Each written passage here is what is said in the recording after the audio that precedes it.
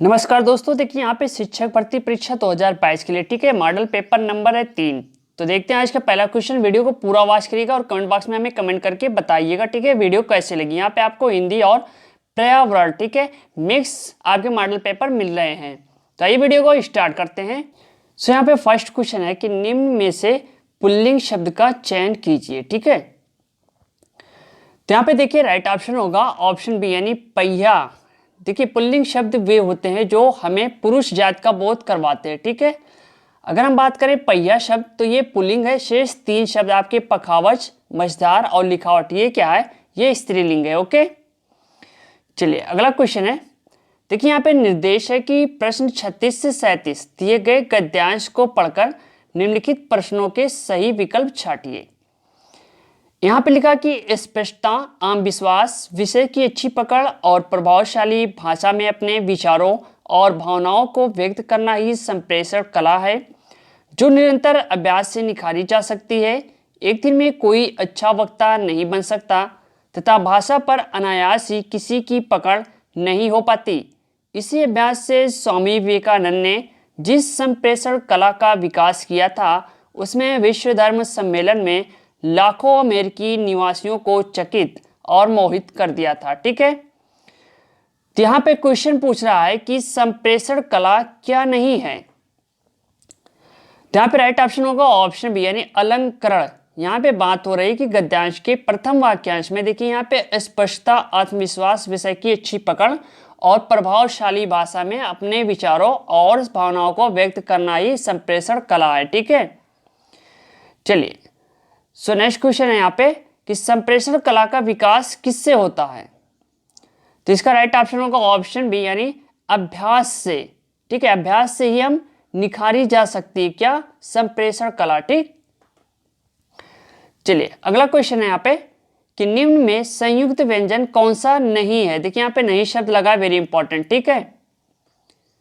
यहाँ पे right option होगा ऑप्शन बी, यह शब्द क्या है, ये संयुक्त व्यंजन नहीं है ठीक है। आप नोट भी कर लीजिएगा।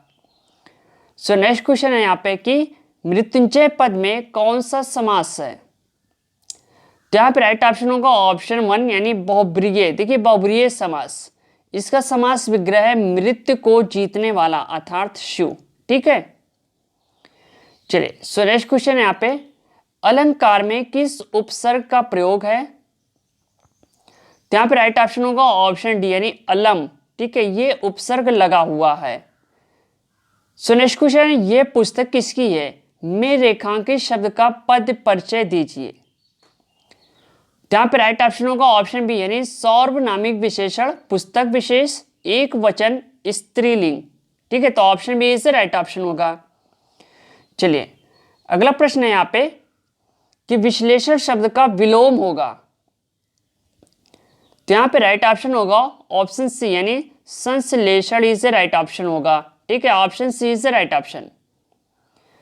सो नेक्स्ट क्वेश्चन है जिनका उच्चारण ऊपर के दांतों पर जीभ लगाने से होता है उसे क्या कहते हैं। तो देखिए भैया यहाँ पे राइट ऑप्शन होगा ऑप्शन सी दंत। जिन वर्णों का उच्चारण हम ऊपर के दांतों पर जीभ लगाने से होता है उसे दंत कहते हैं ठीक है। जिनका उच्चारण मूर्धा और जीभ की सहायता से होता है उसे मूर्धन कहते हैं, ये ध्यान दीजिएगा। चलिए फ्रेंड अगला क्वेश्चन है निम्नलिखित में से ऊष्म व्यंजन कौन से हैं। तो यहाँ पे जो राइट ऑप्शन होगा ऑप्शन बी सा, खट्टी सा और छोटा सा, ये क्या है कि ऊष्म व्यंजन है ठीक है। नोट कर लीजिएगा, आपके 3 से 4 क्वेश्चन इस टॉपिक से आने ही हैं ठीक।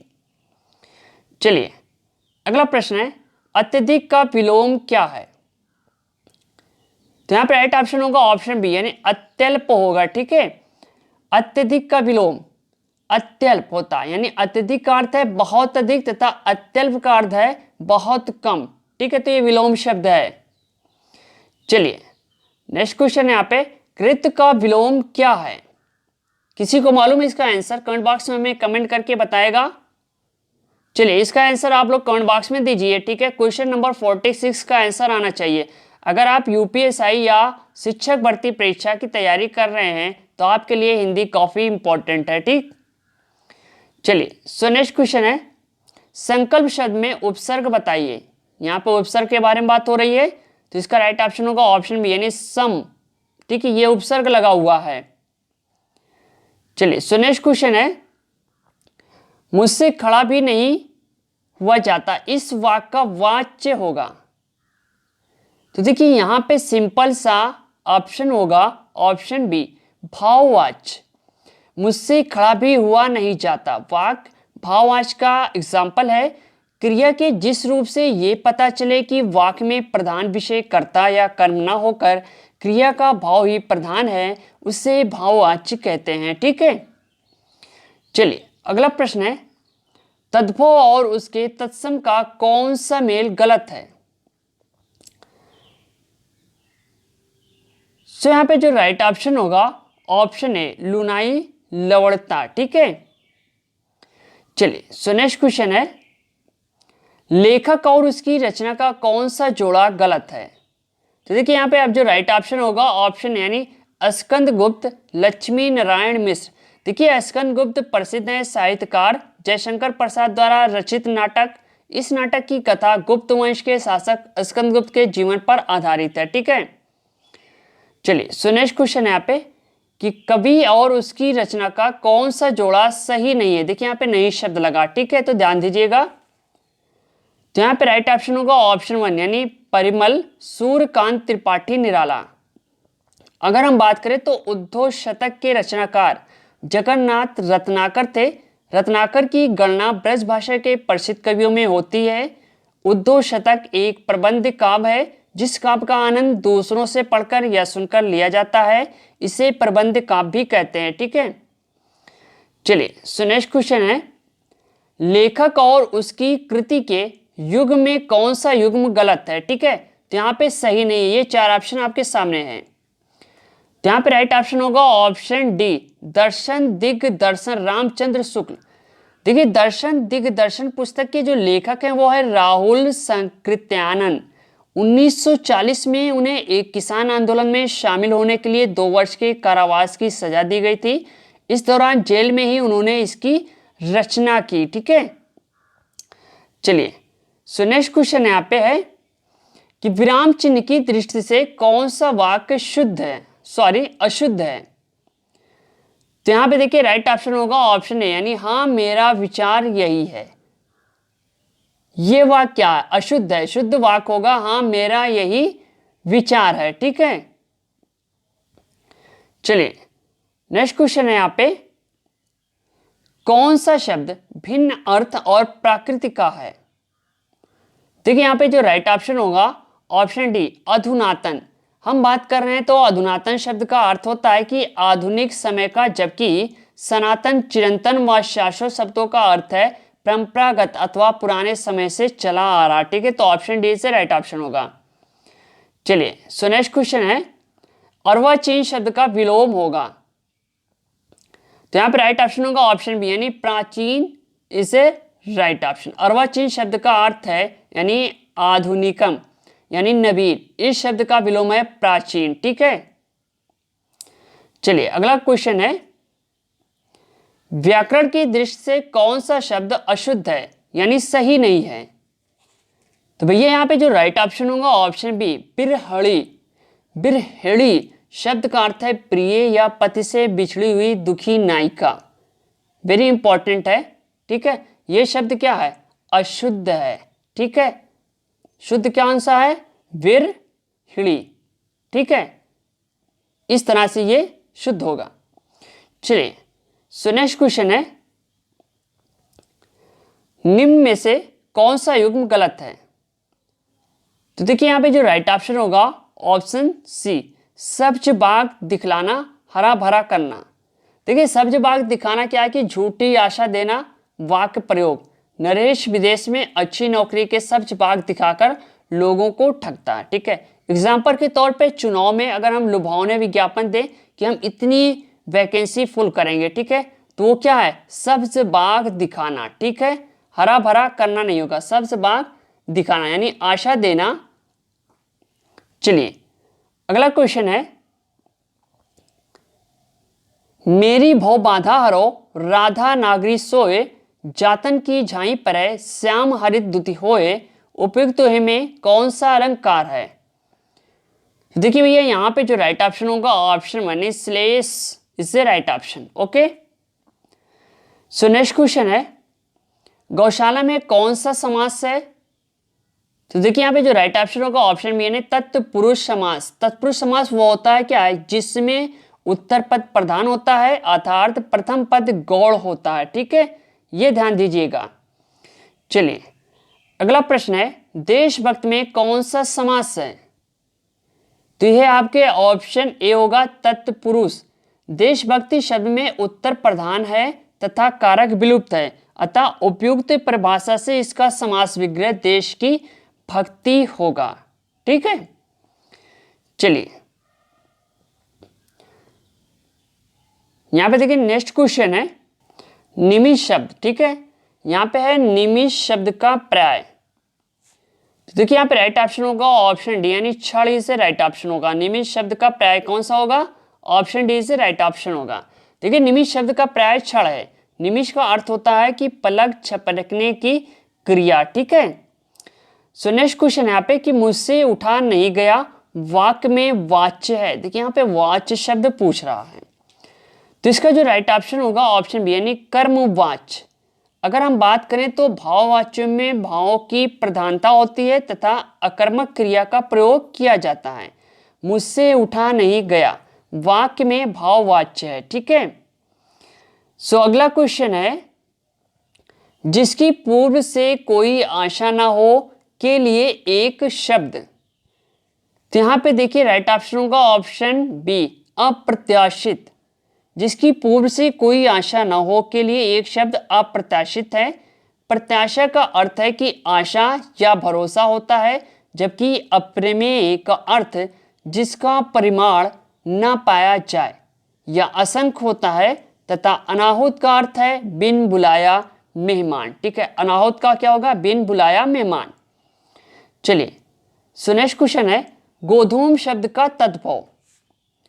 तो देखिए यहाँ पे जो राइट ऑप्शन होगा ऑप्शन ए यानी गेहूं। देखिए गोधूम शब्द का तद्भव गेहूं है। गोधूम एक संस्कृत शब्द है, इसमें थोड़ा परिवर्तन करके गेहूं शब्द बना है, ये तद्भव शब्द है। ठीक है, सो नेक्स्ट क्वेश्चन है निष्कपट शब्द का संधि विच्छेद। तो यहाँ पे जो राइट ऑप्शन होगा ऑप्शन 1 नि प्लस कपट। निष्कपट का संधि विच्छेद होगा। इसमें विसर्ग संधि है। कौन सी संधि है? विसर्ग संधि है। ठीक है, अगर संधि के बारे में पूछे तो विसर्ग संधि है। चलिए अगला प्रश्न है निम्न में से किस शब्द की वर्तनी सही है? देखिए 4 ऑप्शन है, ध्यान दीजिए, थोड़ा सा दिमाग लगाइए आप भी, कौन सा वर्तनी सही है। तो यहाँ पे जो राइट ऑप्शन है ऑप्शन बी अनुग्रहित। यह ऑप्शन आपका क्या है? सही है, जिस पर अनुग्रह किया गया हो। अनुग्रहित का अर्थ होता है जिस पर अनुग्रह किया गया हो। ठीक है, चलिए अगला प्रश्न है अपेक्षा का विश्लेषण रूप क्या है? तो यहां पे जो राइट ऑप्शन होगा ऑप्शन डी अपेक्षित इससे राइट ऑप्शन होगा। ठीक है, देखिए क्वेश्चन नंबर 38 श ध्वनि का उच्चारण स्थान क्या है? मुंह से आवाज निकालिए श। कहां पे है? आपके तालु में। ठीक है, ऑप्शन सी से राइट ऑप्शन होगा। चलिए सो नेक्स्ट क्वेश्चन है अत्यंत शब्द में प्रयुक्त उपसर्ग। तो देखिए इसका जो राइट ऑप्शन होगा ऑप्शन डी यानी अति होगा। कुछ शब्दांश शब्दों के प्रारंभ में जुड़कर उनमें उनके अर्थ में परिवर्तन करते हैं, ये शब्दांश उपसर्ग कहलाते हैं। अत्यंत शब्द में प्रयुक्त उपसर्ग अति है। ठीक है, चलिए अगला क्वेश्चन है उपत्यका का अर्थ है। तो यहां पे राइट ऑप्शन होगा ऑप्शन डी पर्वत के पास की भूमि। देखिए यहां पे ऑप्शन डी से राइट ऑप्शन होगा कि पर्वत के पास की भूमि। उपत्यका वेरी इंपॉर्टेंट है, आप नोट भी कर लीजिए। ठीक है, चलिए अगला क्वेश्चन है ला का उच्चारण स्थान है। Question number 41। सो यहाँ पे जो राइट ऑप्शन होगा ऑप्शन है यानी नासिक। ठीक है, आप जब भी मुंह से आवाज निकालेंगे तो ये कहां पे होगा? नासिक में। ठीक है, चलिए सो नेक्स्ट क्वेश्चन है 4 गज मलमल में कौन सा विशेषण है? भैया यहाँ पे विशेषण के बारे में बात हो रही है। सो राइट ऑप्शन होगा ऑप्शन सी परिमाण बोधक। देखिए निश्चित परिमाण बताने के लिए संख्यावाचक विशेषण के साथ परिमाण बोधक संख्याओं का प्रयोग किया जाता है। 4 गज मलमल में परिमाण बोधक विशेषण है। ठीक है, चलिए अगला प्रश्न है कि शीश का तत्सम रूप क्या है। भैया देखिए, वीडियो छोड़कर मत जाइएगा, काफी इंपॉर्टेंट है। ठीक है, आप अगर दरोगा भर्ती या फिर उत्तर प्रदेश पुलिस और समीक्षा अधिकारी, साथ में आप शिक्षक भर्ती की तैयारी कर रहे हैं, टेट की तैयारी कर रहे हैं, वेरी इंपॉर्टेंट है। ठीक है, सो यहाँ पे जो राइट ऑप्शन होगा ऑप्शन सी यानी सिरा। अगर हम बात करें तो द्विगु समास में पूर्व पद संख्यावाचक विशेषण होता है, साथ ही इसमें समूह का ज्ञान होता है। चौराहा शब्द में द्विगु समास है। चौराहा का अर्थ है 4 राहों का समूह। ठीक है, तो option C is right option होगा। ठीक है, चौराहा शब्द में जो समास है, यहां पे 43 का ऑप्शन होगा ऑप्शन सी। 44 का ऑप्शन है ऑप्शन सी। द्विगु के बारे में यहां पे बात हो रही है। ठीक है, चलिए अगला क्वेश्चन है, आंख की किरकिरी होना का अर्थ है। तो यहां पे जो राइट ऑप्शन होगा ऑप्शन सी यानी कष्टदायक होना। सो नेक्स्ट क्वेश्चन है, यहां पे निम्नलिखित में से मौखिक अभिव्यक्ति का रूप है। देखिए यहाँ पे 4 ऑप्शन है। सो यहाँ पे जो राइट ऑप्शन होगा ऑप्शन डी आशु भाषण। आशु भाषण मौखिक अभिव्यक्ति का रूप है, अन्य विकल्प मौखिक अभिव्यक्ति के रूप में नहीं है। सो नेक्स्ट क्वेश्चन है कि हिंदी भाषा में कितनी बोलियां हैं। चलिए हिंदी भाषा में कितनी बोलियां हैं। ठीक है, इसका आंसर कितने लोग को मालूम है कमेंट बॉक्स में फटाफट कमेंट कीजिएगा प्लीज। ओके, चलिए सो नेक्स्ट क्वेश्चन है, भारतेंदु युग में निकलने वाली पत्रिका युग्म है।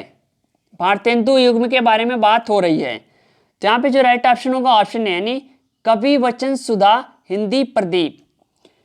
ये आपकी निकली थी 1867 में, वेरी इंपॉर्टेंट, 1867 ईस्वी में ये प्रकाशित की गई थी। ठीक है, चलिए अगला प्रश्न है, तद्भव पत्रिका के संपादक का नाम। तो यहां पे जो राइट ऑप्शन होगा ऑप्शन डी यानी अखिलेश इज राइट ऑप्शन। इसका प्रकाशन हुआ था 1999 में। ठीक है, तो ये भी डेट काफी इंपॉर्टेंट है। चलिए सो नेक्स्ट क्वेश्चन है, 12 बरस लो कुकर जीवे अरु 13 लो जिए सियार, ये पंक्ति किसकी है। तो यहां पे जो राइट ऑप्शन होगा ऑप्शन डी जगनी की से right option. Okay, so next question है, निम्नलिखित में से किस देश में हिंदी भाषा का प्रयोग लिखने व बोलने में किया जाता है। तो यहां पे option D Mauritius is right option होगा। ठीक है, चलिए अगला प्रश्न है, सूरसागर किस भाषा की रचना है। तो यहां पे राइट ऑप्शन होगा ऑप्शन सी ब्रज। सूरसागर ब्रज भाषा की रचना है। इसमें 2 प्रसंग कृष्ण की बाल लीला और भ्रमर गीत सार अत्यंत महत्वपूर्ण है। चलिए सो नेक्स्ट क्वेश्चन है, वीरों का कैसा हो बसंत कविता किसने लिखी। तो यहां पे देखिए जो राइट ऑप्शन होगा ऑप्शन बी सुभद्रा कुमारी चौहान। 1904 में इनका जन्म हुआ था। सो नेक्स्ट क्वेश्चन है, निम्नलिखित में से कौन सी व्याकरण और वर्तनी से शुद्ध भाषा कहलाती है। तो देखिए यहाँ पे जो राइट ऑप्शन होगा ऑप्शन डी यानी मानक भाषा। देखिए मानक भाषा किसी भाषा के उस रूप को कहते हैं जो उस भाषा के पूरे क्षेत्र में शुद्ध माना जाता है। ठीक है, तथा जिसे उस प्रदेश का शिक्षित और शिष्ट समाज अपनी भाषा का आदर्श रूप मानता है और प्रायः सभी औपचारिक स्थितियों में, लेखन में, प्रशासन में उसे यूज करता है। ठीक है, तो यहाँ पे ऑप्शन डी से राइट ऑप्शन होगा, ध्यान दीजिएगा। ठीक है, मानक भाषा के बारे में बात हो रही है। चलिए सो नेक्स्ट क्वेश्चन है, निम्नलिखित में से कौन सा रासो आला खंड के नाम से प्रसिद्ध है। तो देखिए यहाँ पे जो राइट ऑप्शन होगा ऑप्शन सी परमाल रासो के बारे में बात हो रही है। देखिए परमाल रासो आला खंड के नाम से प्रसिद्ध है। ये जगनिक द्वारा लिखा गया काव्य है। इसमें आला और उदल नामक वीरों की लड़ाइयों का वर्णन किया गया। तो ऑप्शन सी से राइट ऑप्शन होगा। ठीक है, साथ में आप कमेंट बॉक्स में हमें कमेंट करके बताइएगा कितने क्वेश्चन आपके सही हो रहे हैं और किस चीज की आप तैयारी कर रहे हैं। ठीक है, चलिए सो नेक्स्ट क्वेश्चन है यहाँ पे, देखिए यहाँ पे बात हो रही है कि एक मार्ग का संबंध, ठीक है, तो यहाँ पे राइट ऑप्शन होगा ऑप्शन यानी गुणवत्ता से। देखिए एक मार्ग का संबंध गुणवत्ता से है। एक मार्ग क्या है कि एक मानक चिन्ह है जो खाद्य कृषि उत्पादों पर लगाया जाता है। ये चिन्ह इस बात का प्रमाण है कि खाद्य पदार्थ पूर्ण रूप से शुद्ध है, ठीक है। एगमार्क का मुख्यालय कहाँ पे है? फरीदाबाद हरियाणा में है। इसकी शुरुआत 1937 में हुई थी, तो डेट काफी इंपॉर्टेंट है, 1937 इज ए राइट ऑप्शन होगा, ठीक है। चलिए अगला क्वेश्चन है यहाँ पे कि आर्सेनिक द्वारा जल प्रदूषण सर्वाधिक है, तो यहाँ पे जो राइट ऑप्शन होगा ऑप्शन डी यानी पश्चिम बंगाल में। देखिए पश्चिम बंगाल में आर्सेनिक द्वारा क्या है कि प्रदूषित जल की मात्रा सर्वाधिक है, यहाँ पे जो डेटा निकल के आया है। अगला क्वेश्चन देखते हैं कि वन जीव सुरक्षा अधिनियम पारित किया गया था। यहाँ पे बात हो रही है वन जीव सुरक्षा अधिनियम के बारे में, ठीक है। कितने लोगों को मालूम है आंसर? कई बार पूछा गया है। चलिए इसका राइट ऑप्शन होगा ऑप्शन सी 1972 में। देखिए भारत सरकार द्वारा वन जीव संरक्षण अधिनियम 1972 में पारित किया गया था। इसका उद्देश्य वन जीवों की रक्षा करना, उनका संरक्षण करना तथा उनके अवैध शिकार को रोकना, ठीक है। तो 1972 इसे राइट ऑप्शन होगा। चलिए सो नेक्स्ट क्वेश्चन है यहाँ पे कि दूध से दही बनने की प्रक्रिया को कहते हैं, तो देखिए भैया इसका जो राइट ऑप्शन होगा ऑप्शन सी, 4 ऑप्शन है, किण्वन। देखिए दूध से दही बनाना किण्वन का एक एग्जाम्पल है। दूध से दही बनने में लैक्टोबैसिलस बैक्टीरिया की महत्वपूर्ण भूमिका होती है। दूध से दही बनने में लैक्टिक एसिडिक बैक्टीरिया तथा कैसीन भाग लेते हैं। कौन सा? कैसीन भाग लेते हैं यहाँ पे। तो क्या बनता है? किण्वन, ठीक है, दही बनता है जिससे हम खाते हैं। गर्मियों में काफी इंपॉर्टेंट है, आप लोग भी खाया कीजिए, ओके। चलिए अगला क्वेश्चन है किस देश के संविधान से भारत में मौलिक कर्तव्यों को लिया गया? ठीक है, यहाँ पे फंडामेंटल ड्यूटीज के बारे में बात हो रही है, फंडामेंटल राइट्स के बारे में नहीं, ठीक है। तो यहाँ पे जो राइट ऑप्शन होगा ऑप्शन डी, यूएसएसआर। भारतीय संविधान में मौलिक कर्तव्य सोवियत संघ के संविधान से लिए गए हैं। स्वर्ण सिंह समिति की सिफारिश पर 1976 में संविधान के 42वें संशोधन द्वारा संविधान के भाग 4 के अनुच्छेद 51 का में मूल कर्तव्य जोड़े गए। वर्तमान में मूल कर्तव्यों की संख्या 11 है, ठीक है। चलिए अगला क्वेश्चन है ध्रुव तारा कहा जाता है? तो इसका राइट ऑप्शन होगा ऑप्शन 1 यानी उत्तरी तारे को।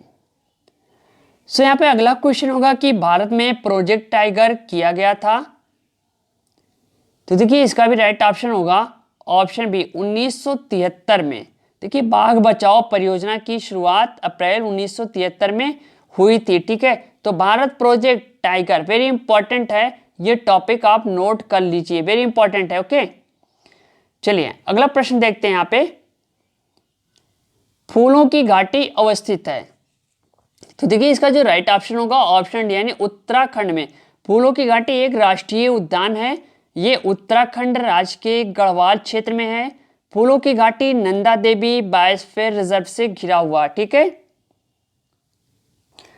चलिए अगला प्रश्न है कि एक वयस्क मानव में कुल अस्थियों की संख्या कितनी होती है? तो यहां पे जो राइट ऑप्शन होगा option C 206, okay. So next question है यहाँ पे कि ग्रीन पीस इंटरनेशनल का मुख्यालय अवस्थित है, तो इसका जो राइट ऑप्शन होगा ऑप्शन सी एम्स्टर्डम में। देखिए ग्रीन पीस इंटरनेशनल का मुख्यालय नीदरलैंड में स्थित है। ग्रीन पीस पर्यावरण संरक्षण से संबंधित अंतरराष्ट्रीय स्तर का क्या है कि एक गैर सरकारी संगठन है, ठीक है। तो ऑप्शन सी से राइट ऑप्शन होगा। चलिए अगला प्रश्न है यहाँ पे कि प्रकाश संश्लेषण के प्रकाशीय चरण के दौरान डैश का ऑक्सीकरण एवं डैश का अपचयन होता है, तो देखिए इसका जो राइट ऑप्शन होगा ऑप्शन 1 यानी जल NADP, ठीक है। तो ये वेरी इंपॉर्टेंट क्वेश्चन है, आप इसको भी नोट कर लीजिएगा। अगला प्रश्न है यहाँ पे कि LPG के संदर्भ में क्या सत्य नहीं, ठीक है। यहाँ पे नहीं शब्द जुड़ा हुआ, वेरी इंपॉर्टेंट, यानी कौन सा शब्द सही नहीं है, ध्यान दीजिएगा, यहीं पे हम गलती करते हैं। तो इसका जो राइट ऑप्शन होगा ऑप्शन डी यानी मीथेन उत्सर्जन करने वाला, ठीक है। बात हो रही है कि एलपीजी में मुख्यतः प्रोपेन और ब्यूटेन गैस होती है, ये भी ध्यान दीजिएगा। चलिए नेक्स्ट क्वेश्चन है, द ओरिजिन ऑफ स्पीसीज यानी प्रजातियों की उत्पत्ति एक रचना है। देखिए यहाँ पे जो राइट ऑप्शन होगा ऑप्शन बी, चार्ल्स डार्विन की। किसकी है? चार्ल्स डार्विन ने लिखी है। उस पुस्तक में विभिन्न जीवों की उत्पत्ति एवं उनके विकास का वैज्ञानिक विवरण प्राप्त है। ठीक है, चलिए सो नेक्स्ट क्वेश्चन है कि मकर रेखा है, क्वेश्चन नंबर 134। सो यहाँ पे राइट ऑप्शन होगा ऑप्शन सी, 23 सही 1/2 S। ठीक है, चलिए सो नेक्स्ट क्वेश्चन यहाँ पे है कि अंतरराष्ट्रीय न्यायालय का मुख्यालय अवस्थित है। तो इसका जो राइट ऑप्शन होगा ऑप्शन बी यानी हेग में। ICJ UN प्रमुख न्यायिक अंग है। 1945 में इसकी स्थापना हुई थी। ठीक है, 1945 में, वेरी इंपॉर्टेंट है। चलिए अगला क्वेश्चन है, संविधान सभा ने राष्ट्रीय गान को अपनाया, कब अपनाया? तो सीधा सा आंसर होगा 24 जनवरी 1950 को। ठीक है, सो नेक्स्ट क्वेश्चन यहाँ पे है कि पुष्कर मेला कहाँ आयोजित किया जाता है? तो है आपका ऑप्शन डी। देखिए अजमेर से 11 किलोमीटर दूर, ठीक है, प्रसिद्ध तीर्थ स्थल पुष्कर है। यहाँ पर कार्तिक पूर्णिमा का मेला लगता है। पुष्कर में विश्व प्रसिद्ध ऊंटों का मेला लगता है। पुष्कर राजस्थान के अजमेर जिले में स्थित है। कहाँ पे है? अजमेर जिले में। ठीक है, चलिए सो नेक्स्ट क्वेश्चन है यहाँ पे, निम्नलिखित पराबैंगनी किरणों में से कौन सा अधिक हानिकारक है? तो हानिकारक के बारे में बात हो रही है, तो ऑप्शन सी UVC यानी पराबैंगनी किरणों में सबसे अधिक हानिकारक होती है। शक्तिशाली पराबैंगनी किरणें हमारे शरीर को नुकसान पहुंचाती हैं। ठीक है, चलिए क्वेश्चन नेक्स्ट है कि निम्नलिखित में से कौन सा जैवमंडल एक अजैविक घटक नहीं है? देखिए यहाँ पे नहीं शब्द लगा। ठीक है, 4 ऑप्शन आपके सामने, तो यहाँ पे राइट ऑप्शन होगा ऑप्शन सी कवक। देखिए फास्फोरस, प्रोटीन तथा मृदा जैवमंडल का अजैविक घटक है। सूक्ष्म जीव पर्यावरण में अहम भूमिका निभाते हैं। सभी प्रकार के कवक, शिवार, बैक्टीरिया, जीवाणु आदि जैविक घटक के अंतर्गत आते हैं। ठीक है, सो नेक्स्ट क्वेश्चन है यहाँ पे कि गिरशेर परियोजना अवस्थित है। तो इसका राइट ऑप्शन है ऑप्शन ए यानी गुजरात में। ठीक है, इसकी स्थापना कब हुई थी आप ये भी बताइएगा। सो नेक्स्ट क्वेश्चन है, WWF से आशय है? सिंपल से राइट ऑप्शन होगा world wide fund, very important है। सो नेक्स्ट क्वेश्चन है, गंगा नदी निकलती है। ठीक है, गंगा नदी कहां से निकलती है? तो देखिए इसका जो राइट ऑप्शन होगा ऑप्शन सी गंगोत्री ग्लेशियर से। अगर हम बात करें तो गंगा नदी की प्रधान शाखा भागीरथी है। ठीक है, जो कुमाऊं में हिमालय के गोमुख नामक स्थान पर गंगोत्री हिमनद से निकलती है। ये ध्यान दीजिएगा, वेरी इंपॉर्टेंट है, कई बार ये क्वेश्चन पूछा जा चुका है। ठीक है, चलिए अगला प्रश्न है, भारत में, ठीक है, भारत में निम्नलिखित में से कौन सी एजेंसी मुख्य रूप से प्रदूषण के मापन से संबंधित है? तो देखिए यहाँ पे जो राइट ऑप्शन है ऑप्शन बी केंद्रीय प्रदूषण नियंत्रण बोर्ड। भैया भारत में केंद्रीय प्रदूषण नियंत्रण बोर्ड, इसकी स्थापना कब हुई थी? 1974 में। तो कभी कभी पूछ लेता है, तो 1974 आप ये भी डेट याद रखिएगा, वेरी इंपॉर्टेंट है। ठीक है, चलिए सो नेक्स्ट क्वेश्चन है यहाँ पे, कोटोपैक्सी एक जागृत ज्वालामुखी है जो अवस्थित है। कोटोपैक्सी का नाम सुना है आप लोगों ने? तो इसका जो राइट ऑप्शन होगा ऑप्शन सी यानी एंडीज में। तो भैया ये संसार का सबसे ऊंचा पर्वत सक्रिय ज्वालामुखी है। ठीक है, कहां पे? एंडीज। चलिए सो नेक्स्ट क्वेश्चन है, तिब्बत की सांगपो नदी भारत में किस नाम से जानी जाती है? तो इसका राइट ऑप्शन होगा ऑप्शन सी ब्रह्मपुत्र के नाम से हम इसे जानते हैं। इतना ही काफी है। ठीक है, बढ़ते हैं अगले क्वेश्चन की तरफ कि घास भूमि क्षेत्र के परितंत्र की खाद्य श्रृंखला में सबसे उच्च स्तर के उपभोक्ता होते हैं? तो यहाँ पे जो राइट ऑप्शन होगा ऑप्शन बी यानी मांसाहारी। देखिए मांसाहारी घास भूमि क्षेत्र के परितंत्र की खाद्य श्रृंखला में सबसे उच्च स्तर के उपभोक्ता होते हैं, जीवाणु अपघटक की श्रेणी में आते हैं। ठीक है, ये ध्यान दीजिएगा। चलिए अगला क्वेश्चन यहाँ पे है कि वायुमंडल का प्रमुख स्तर जो पृथ्वी तल के नजदीक है। तो यहाँ पे राइट ऑप्शन है ऑप्शन बी क्षोभ मंडल या ट्रोपोस्फेयर। पृथ्वी के वायुमंडल का सबसे निचला हिस्सा है। इसी परत में आर्द्रता, जलकण, वायु, धुंध, धूलकण जैसी सभी मौसमी घटनाएं होती हैं। ठीक है, तो मौसमी घटनाएं भी होती हैं। चलिए अगला प्रश्न है, संयुक्त राष्ट्र सुरक्षा परिषद में कितने अस्थायी सदस्य हैं? तो यहाँ पे जो राइट ऑप्शन है ऑप्शन सी यानी 5 इसे 5 है। ठीक है, सो नेक्स्ट क्वेश्चन है यहाँ पे, सरिस्का राष्ट्रीय उद्यान अवस्थित है। तो यहाँ पे राइट ऑप्शन होगा ऑप्शन सी राजस्थान में। देखिए सरिस्का राष्ट्रीय उद्यान राजस्थान के अलवर जिले में स्थित है। ठीक है, इसकी स्थापना 1955 में की गई थी।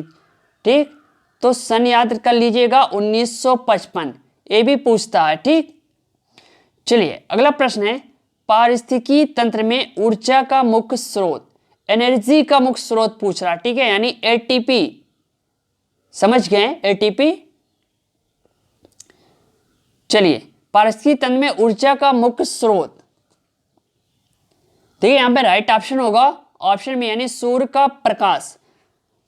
ऊर्जा का प्राथमिक और मुख्य स्रोत सूर्य का प्रकाश है। संपूर्ण परितंत्र का संचालन सौर ऊर्जा से ही होता है। ठीक है, सूर्य का प्रकाश यानी सौर ऊर्जा से ही हम क्या है पारिस्थितिकी तंत्र में सूर्य ऊर्जा वेरी इंपॉर्टेंट है, यानी सूर्य का प्रकाश हमें मिलेगा। चलिए सो यहाँ पे राइट ऑप्शन होगा ऑप्शन बी यानी सूर्य प्रकाश। ठीक है, ये सही होगा। तो ये था आज का सेट नंबर 3। ठीक है, टेस्ट सीरीज नंबर 3, शिक्षक भर्ती परीक्षा योम उत्तर प्रदेश पुलिस और हिंदी के लिए वेरी इंपॉर्टेंट। ठीक है, मिलते हैं नेक्स्ट मॉडल पेपर के साथ। थैंक यू, धन्यवाद, जय हिंद, जय भारत। और हाँ, कमेंट बॉक्स में कमेंट करके बताइएगा कि वीडियो कैसे लगी। ओके।